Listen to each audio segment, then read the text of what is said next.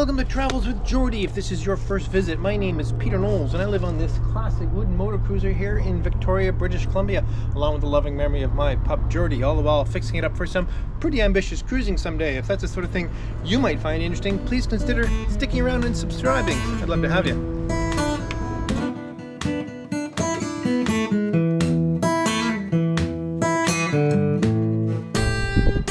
And it's not that often I buy something of this size to put aboard because, well, this is going to take up a lot of space. But this is going to be my new helm chair and I'm so excited. I've been looking for something like this for quite some time, and well, a $50 online find is always valuable. The only thing is it's about 2 feet too short. It's not what we're doing this week. We're doing more wiring. Sorry, but we'll get to this soon.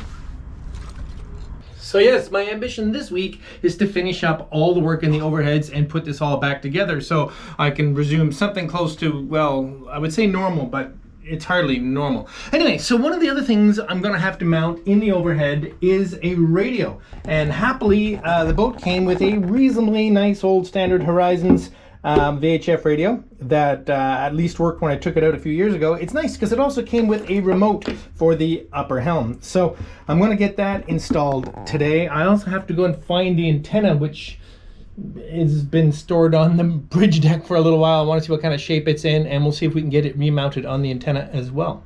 And I have the antenna and it seems to be in reasonably good shape. I did cut the wire off it when I removed it some time ago, but I have a new terminal end for that, and it's just a crimp-on style, but we'll see if that'll work out. I was even able to recover the cheap plastic mount where it was basically resting against the side of this unfortunate. Yes, I'll be all looking forward to this summer where that will all be beautiful new mahogany. I know I am. Now, in keeping with the utilitarian nature of this mast and all the things on it, I think this will go happily right here, and the wire will be able to carry on with the rest of the loom there. Although this has many adjustments, I might have been tempted to put the antenna vertically, but I think in around the mast, I think it should be parallel. So I'm just gonna put this basically right here.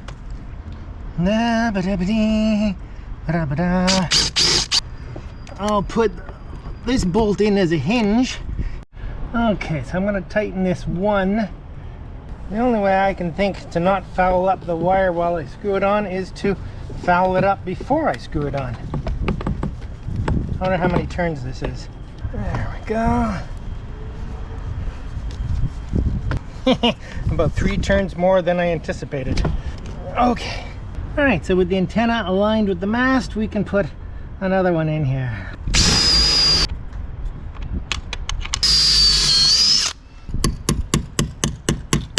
Come on, you've all done it. I'm gonna rope that cable down with all its friends. Okay, yet another day, more pulling wires. Yesterday was a bit, well, it was a bit discouraging. Ran into some problems. But anyway, mostly going well. I need to put 2 more circuits in up here, and then I can start to close it up. I'm going to run all the lighting on the boat on 2 circuits, and sort of stagger the lights through the boat. In other words, one set of lights in the cabin on one circuit, the other set on another circuit. So if one circuit was to fail, I would still have lighting in that cabin. Anyway, so when just choosing which lights are doing what, it's kind of driving me crazy, but it's pleasant. It's just a little bit frustrating. So yet to put in are the 2 down lights that will go over the galley, and some big lighting up here on the actual overhead. And that's really just for when you need a lot of light to do some sort of work. I will very rarely use those lights. I've been living off these tiny little puck LEDs for 5 years now, and it's been perfectly fine. The other thing I'm going to install right up at the front here is a single old school brass dome light that has both a white light in it, and the toggle switch will also put a red light to resist causing problems with night vision. I just want to have some light up at the helm here if I'm steaming at night and I have to be able to find something, check something, go below, move around, and I don't want it to hamper my night vision. So that's pretty typical at the helm of a boat. So I'm looking forward to that. I don't have the fixture now, but I have the wire up here for it. Okay, so just pulling one more set of wires is 2 more sets of wires is the job for today.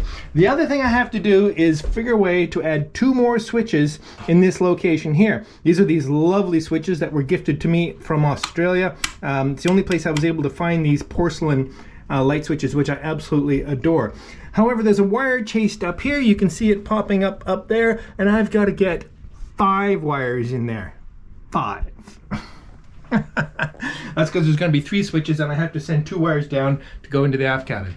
Okay, while we're talking difficult routing, you can see there's a couple of wires still remaining here where they used to be a sconce light. And I want to have a light here again. I'm not quite sure what it'll be, but I need power. So I never cut these wires out when I removed them because I wanted to use them to chase new wires through. But they're incredibly tight. They actually drilled 2 small holes through here, one for each wire rather than a wire at all, and I can barely pull them back and forth. I don't think I'm going to be able to chase wires, so I'm going to risk pulling them out, which limits my abilities, but then I'm going to drill a much larger hole here so that I can pass wires down and hopefully grab them at this point. Oh, I hope this works out. Now, first step is relatively easy. All right, so now my options are definitely limited. There we go. Hopefully that will make my life easy.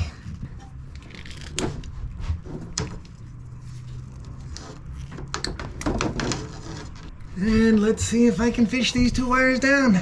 I'm perfectly confident that I can. I can't say this is going well. Okay, let's do something pretty straightforward for a minute. This is the little switch panel I just took off, and there was one of these beautiful little switches on it. So I have to decide whether the next 2 go basically both above. That gets a bit tight, or perhaps more like this. Yeah, I think that's a little better. Okay, so each one of these switches is going to get 2 wires. One about this long and one a little bit shorter. So these are really quite nice. These are actually approved for residential electrical systems in Australia. They're not in North America, that's why you can't buy them here. And they have a nice little screw terminal with a little Phillips screw to connect to it. Certainly way overkill for the tiny loads I'm going to be putting through it, but they just make such lovely switches, and to be able to buy them brand new, and the action is just so nice. Anyway, you can get them in Australia. I can put a link down below to where you get them from. And again, these were gifted to me by a lovely couple down there. Okay, so let's wire these up. And there we go. Down in there. These are 3-way switches, which are really nice. I'm only using one side of the circuit. Having to remind myself which way is on with these. There we go. All right, so the covers just unscrew off. They're threaded right onto the edge of the switch. So let's confirm screws on the left up is on. So that's good.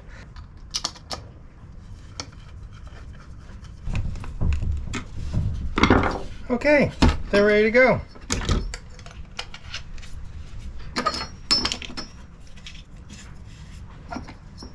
Man, I love these switches. Whew. Okay, so the switches go here, 1, 2, 3, super straightforward. Now, except I didn't want to have to run all of these wires back up through this little chase. So what I've done, basically because these are the 2 power feed circuits, they're going to be able to be fished into the aft cabin ceiling. So because both powers are here, I can take the power off from right here, much easier to fish to here, and I only have to fish the 3 wires that are going up to feed the 3 light circuits up through here, pulled up by this blue one. So let's set that up. 1, 2, a little further down. The reason I stagger them is so that we don't have one big chunk trying to go through anywhere. Okay, with any luck, that will snake through nicely. There we go. I've pulled all 3 wires up through the top. All right, so now if I just sort of gently tug on these wires at the right pace. There we go.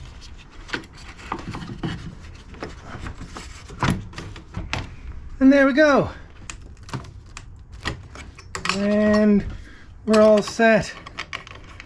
I absolutely love, oh God. Okay, let's wire it up. Anyway, okay, I said something about wiring things up. Well, I can't wire anything else up because I am actually completely out of wire. I have used up a lot of wire in the last couple of days. So in the morning I'll go get some more to finish up the lights. But in the meantime, let's get this radio installed. But before I can do that, I have to put this panel up. And to put this panel up, I have to tidy up this wire loom here. So let's start bundling up the loom with some P-clips. And happily, the forward section of the light strip with the last light in it is actually a separate piece, so I can put it up as well. Now I know my next statement is going to draw the ire of more than a few of you, but I actually don't really like having a radio hanging here from the overheads like it is on every boat everywhere. I'm really hoping to end up with a radio that is really just, everything is in the handheld. There's a model I'm thinking of that's quite nice. In this day and age, I don't really see the need for a head unit, at least that big. So then all I'll have is a handset that will plug in down into the helm somewhere. But this is the radio I have, and this is the radio I'm going for. What I'm going to do, I'm going to screw it in to the overheads here right at the seam where the future batten will cover that up. So there'll be no damage to this, and the wires are just coming out through the air gap here. So it's whether I put it on straight or slightly angled, and I know slightly angled has that nautical, yeah, I guess I'm gonna have to go slightly angled anyway. And there we go.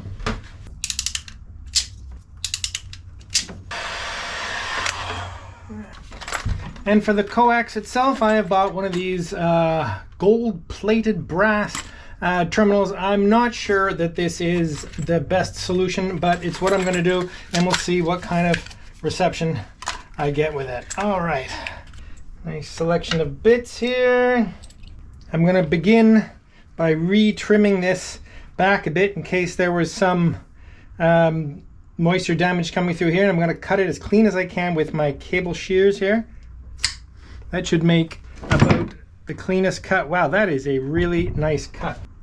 Now, honestly, I don't know how good a terminal that is, but I've done as good a job as I could of it. All right. Tip it down a bit for that jaunty look. Okay, connect it up. Can't remember how to turn this on. Okay, let's see. Speedwell, Speedwell, Speedwell. This is Motor Vessel Geordie. Roger, Geordie, this is Speedwell. Could you go 6'9", 6'9", Speedwell? Roger, 6'9". Come back, Speedwell. Yeah, Geordie, you're a little bit, you sound a little far away. Which is unfortunate, seeing as I'm only about 2 miles away. Well, it didn't sound like he was getting me all that awesome, so we'll have to look at some stuff here. Weather radio works fine. I would say generally it'll do. No doubt I'll need a new antenna and wire in the not too distant future, but one thing down. All right, well this came today. Hopefully this will be loads of fun. Ooh, look, there's a picture of a truck on it. Is there also a picture of a boat on it? No, looks like I got a truck horn. Well, I kind of knew that. There's no denying it. This is not a quality horn, but it was cheap, and I need a horn in a hurry. It's got bits, it's got tubing, it's got a little compressor. Okay. And it's got a horn. My God, it doesn't weigh anything. All right, let's go make some noise.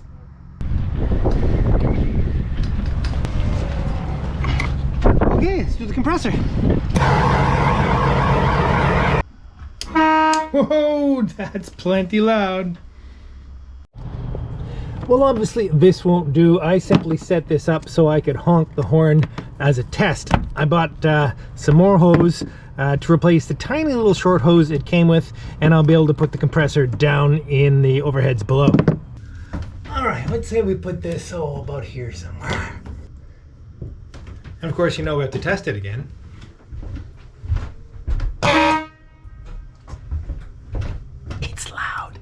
The compressor itself is also pretty loud. All right. Now, to be fair, MV Geordie came with a horn, which I understand is a relatively high pressure horn. Some people have mentioned to me before that they know something about this horn.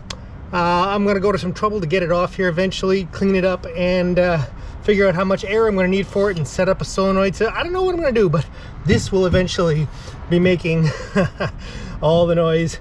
And I did honk this once when I first got the boat, and it was quite impressive. In the meantime, this will do.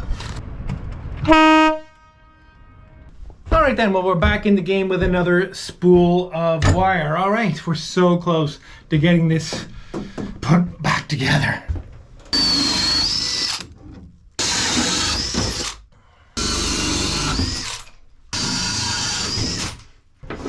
Okay, now I can't say I'm thrilled with these lights, but they're a quality light with a nice warm light, and I just need something to provide a little more brightness down here while I'm doing certain kinds of work. When I find just the perfect light, I'll be able to replace them. I think I know what it is, but okay, let's put some more in here.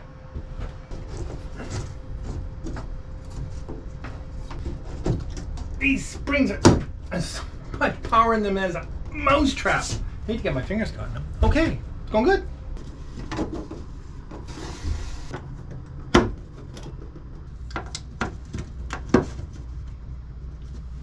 All right, all things being equal, this should be the main, yes. And then this should be the galley lights. And they are! Nice to have a little light to finish this up.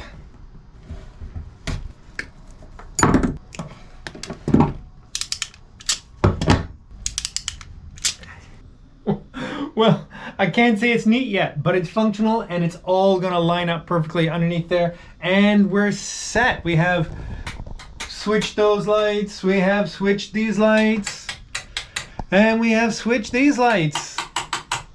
I love it. I absolutely love it. Now to just make it pretty. That's for tomorrow. Well, hello and welcome to the Travels with Geordie Beer of the Week. Again, basking in the glow of new lighting.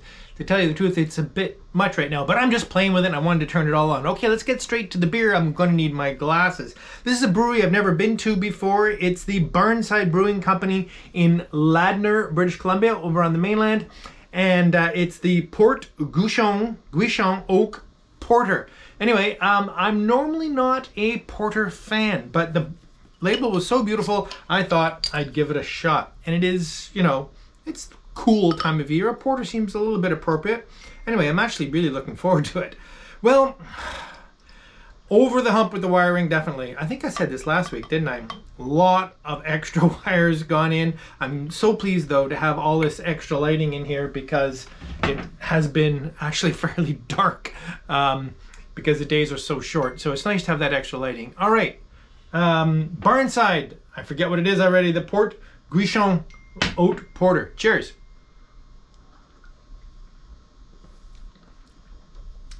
You know, that's what a porter is supposed to be. It doesn't have any funny flavoring. It's not chocolate. It's not coffee. It's just beer. In fact, it's pretty darn good beer. I like it. It's certainly hitting the spot. Okay, we can move along pretty quickly here. Last week's winner of a Travels with Geordie t-shirt is Michael Churchill. So Michael, get a hold of me and we'll make sure you get your t-shirt.